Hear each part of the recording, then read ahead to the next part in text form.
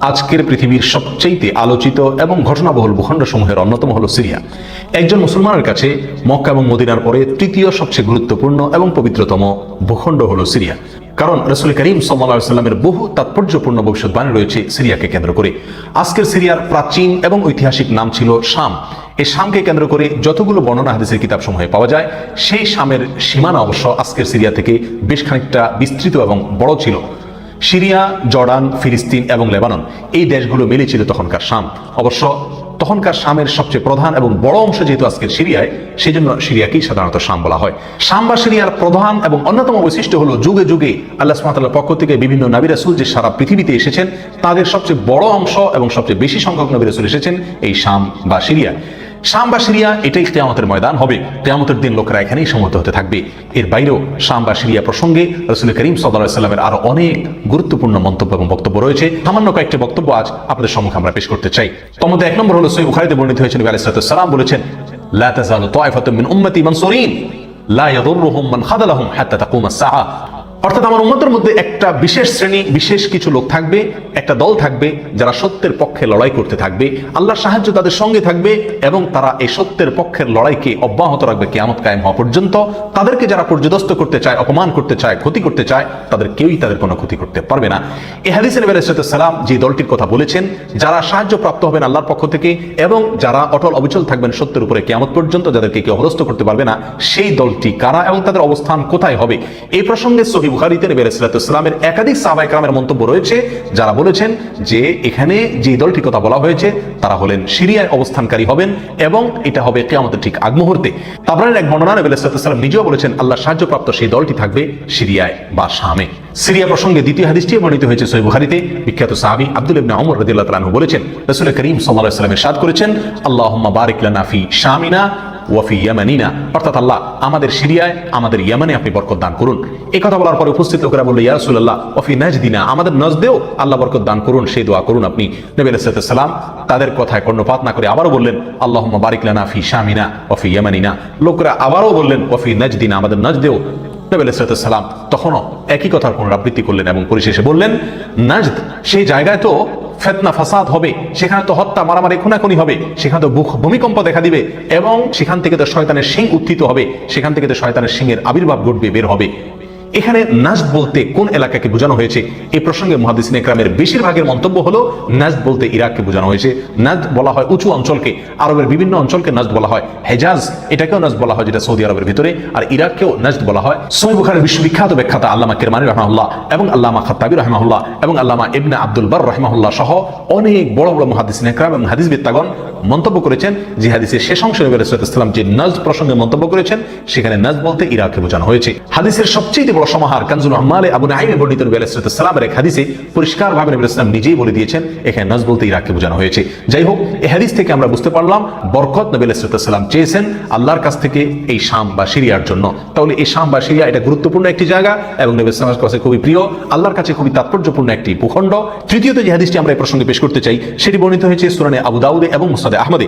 নবী আলাইহিস সালাম থেকে বর্ণনা করেছেন আব্দুল্লাহ ইবনে হাওয়ালা রাদিয়াল্লাহু তাআলা আনহু, তিনি বলেন যে রাসূল করিম সাল্লাল্লাহু আলাইহি ওয়াসাল্লাম আমাকে বলেছেন, দেখো যখন তুমি দেখবে যে খেলাফত পবিত্র ভূমিতে অবতরণ করেছে, নেমেছে, এসেছে, প্রতিষ্ঠিত হয়েছে, তখন তুমি ধরে নিবে যে কিয়ামত খুবই সন্নিকটে এসে গেছে। এই হাদিসে নবী আলাইহিস সালাম পবিত্র ভূমিতে যে খেলাফত অবতরণ করলে কিয়ামত নিকটবর্তী এটা বোঝা যাবে বলেছেন। এখানে পবিত্র ভূমি বলতে তিনি কি বুঝিয়েছেন, এই ব্যাখ্যা প্রসঙ্গে প্রায় সকল মুহাদ্দিসিনে কেরামের অভিমত হলো নবী আলাইহিস সালাম এখানে সিরিয়াকে বুঝিয়েছেন। আগে এবং পরের আলোচনাকে পর্যালোচনা করলে সেটাই পরিষ্কার হয়ে যায়। সিরিয়া প্রসঙ্গে চতুর্থ যে হাদিসটি আমরা পেশ করতে চাই, সেটি সুনান তিরমিজিতে বর্ণিত হয়েছে। সেই হাদিস থেকে বোঝা যায় নবী আলাইহিস সালাম সিরিয়াকে গোটা মুসলিম বিশ্বের জন্য হৃৎপিণ্ড হিসেবে অভিহিত করেছেন, মন্তব্য করেছেন।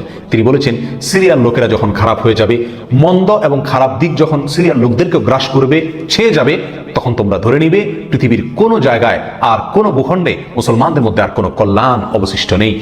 অর্থাৎ হৃৎপিণ্ডের মতো সিরিয়ার মানুষের মধ্যে যখন পচন ধরবে, তখন গোটা দেহে, গোটা মুসলিম বিশ্বের মধ্যেই পচন তার আগেই ধরে গেছে, এটা পরিষ্কারভাবে বোঝা যাবে। এই হাদিস থেকেও সিরিয়া অত্যন্ত গুরুত্বপূর্ণ ভূখণ্ড, সেটা পরিষ্কারভাবে আমরা বুঝতে পারি। সিরিয়া প্রসঙ্গে ৫ নম্বর হাদিসটি বর্ণনা করেছেন আবু হুরায়রা রাদিয়াল্লাহু তাআলা আনহু, এটি বর্ণিত হয়েছে সুনানে ইবনে মাজাহ। নবী আলাইহিস সালাম বলেছেন, একটা সময় আসবে যখন গোটা বিশ্বে বড় বড় যুদ্ধ বিগ্রহ সংগঠিত হবে, বিশ্বজুড়ে যখন বড় বড় যুদ্ধ দেখা দিবে, তখন মাওয়ালিদের অর্থাৎ নও মুসলিমদের একটি দল আল্লাহর পক্ষে, সত্যের পক্ষে, আল্লাহর দ্বীনের জন্য লড়াই করতে থাকবে এবং তখনকার আধুনিক যত অস্ত্রশস্ত্র এগুলিতে তারা সজ্জিত থাকবেন এবং সত্যের পক্ষে লড়াই করতে থাকবেন। তাহলে চরম সংকটময় পরিস্থিতিতে আল্লাহ সুবহানাহু ওয়া তাআলার একটা বিশেষ সাহায্য এবং অনুগ্রহ আমরা দেখতে পাচ্ছি, আর সেটা অবতীর্ণ হবে, সেটা নাজিল হবে এই সিরিয়ার দামেস্ক নামক শহরে। নাম্বার 6, সিরিয়া প্রসঙ্গে নবী আলাইহিস সালামের আরেকটি তাৎপর্যপূর্ণ ভবিষ্যদ্বাণী রয়েছে, যেটি বর্ণিত হয়েছে সহিহ মুসলিমে। বর্ণনা করেছেন সাহাবী নওয়াস ইবনে সুবহান রাদিয়াল্লাহু তাআলা আনহু। তিনি বলেছেন নবী আলাইহিস সালাম একবার দাজ্জাল প্রসঙ্গে দীর্ঘ এবং বিশদ আলোচনা করলেন। একটা পর্যায়ে এসে তিনি বললেন, কিয়ামতের পূর্বে আল্লাহর নবী ঈসা আলাইহিস সালাম যে আসমান থেকে অবতরণ করবেন পৃথিবীতে, তিনি অবতরণ করবেন মূলত সিরিয়ার দামেস্ক নামক শহরের, বর্তমান যে রাজধানী সেই দামেস্ক শহরের পূর্ব অঞ্চলের একটি উঁচু এবং সাদা মিনারায় তিনি অবতরণ করে দুনিয়াতে আসবেন। এসে সারা পৃথিবী জুড়ে তাণ্ডব চালানো দাজ্জালের বিরুদ্ধে তিনি লড়াই করবেন এবং সিরিয়ার এই লুদ নামক জায়গায় তিনি দাজ্জালকে হত্যা করবেন। একজন মুসলমানের কাছে যে সিরিয়ার ভূখণ্ডটি অত্যন্ত তাৎপর্যপূর্ণ তা পরিষ্কারভাবে হাদিসের মাধ্যমে ফুটে ওঠে। নাম্বার 7, তিরমিজি বর্ণিত এক হাদিসে আরসেন নবী আলাইহিস সালাম ইরশাদ করেছেন, কিয়ামতের পূর্বে ইয়ামানের হাজরামাউত নামক শহরে সেখানে আগ্নেয়ুৎপাত দেখা দিবে, আগ্নেয়গিরি দেখা দিবে এবং সেই আগুন মানুষকে ধাওয়া করতে থাকবে। সেই পরিস্থিতি আসলে কিয়ামতের ঠিক পূর্ব মুহূর্তে আমরা কি করব, এই প্রসঙ্গে সাহাবায়ে কেরাম নবী আলাইহিস সালামের কাছে দিক নির্দেশনা চাইলে তিনি বললেন, আলাইকুম বিশাম, তোমরা শাম বা সিরিয়ায় গিয়ে আশ্রয় নিবে। অন্য এক হাদিসে আরসেন নবী আলাইহিস সালাম বলেছেন, একটা সময় আসবে যখন তিনটা জায়গায় একসঙ্গে যুদ্ধ চলবে, সিরিয়ায় এবং ইয়ামানে এবং ইরাকে। একজন সাহাবী প্রশ্ন করলেন, ইয়া রাসূলুল্লাহ, আমাকে ওই সময় আপনি কোন পক্ষের হয়ে লড়াই করার জন্য নির্দেশ করবেন?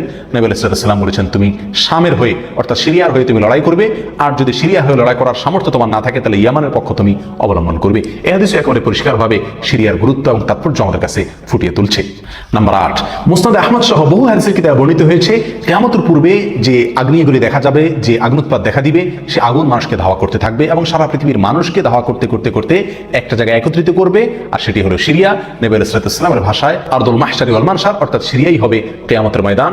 কিয়ামতের সময় সারা পৃথিবী থেকে মানুষ সমবেত হয়ে এই সিরিয়াতেই একত্রিত হতে থাকবে। নাম্বার 9, নবী আলাইহিস সালাম আরেক হাদিসে বলেছেন, মালায়েকাতুল্লাহি বাসিতু আজনিহাতাহুম আলা শাম, আল্লাহর ফেরেশতাগণ সিরিয়ার উপরে তাদের ডানাকে ছেয়ে আছেন অথবা ছেয়ে থাকবেন। এই হাদিস থেকেও শাম বা সিরিয়ার গুরুত্ব করে পরিষ্কারভাবে ফুটে ওঠে। নাম্বার 10, এক হাদিসে আরসেল নবী আলাইহিস সালাম তার এক স্বপ্নের বিবরণ দিতে গিয়ে বলছেন যে, আমি একবার শুয়েছিলাম, দেখলাম আমার মাথার নিচ থেকে আল্লাহর কিতাবকে ছিনিয়ে নিয়ে যাওয়া হলো এবং সেটাকে যখন নিয়ে যাওয়া হচ্ছে আমি তাকিয়ে থাকলাম কোথায় নিয়ে যাওয়া হচ্ছে। দেখলাম যে একটা আলোক রশ্মি চলে যাচ্ছে এবং যেতে যেতে সিরিয়ার ভূমি পর্যন্ত সেটা চলে গেল এবং সেখানে গিয়ে অবতরণ করলো। এরপর নবী আলাইহিস সালাম বললেন, আলা ইন্নাল ঈমানা ইযা ওয়াকাআতিল ফিতানু বিশাম, অর্থাৎ যখন সারা পৃথিবীতে ফিতনা ফাসাদ ছেয়ে যাবে তখন ঈমানের ঠিকানা হবে সিরিয়ায়, আর ঈমানদারদের আশ্রয়স্থল হবে, শেষ ভরসা হবে সিরিয়া। সম্মানিত ভাই বন্ধুগণ, এই হাদিসগুলো থেকে পরিষ্কারভাবে ফুটে উঠলো যে মক্কা মদিনার চাইতেও ঘটনাবহুল হবে কিয়ামতের পূর্ব মুহূর্তে শাম।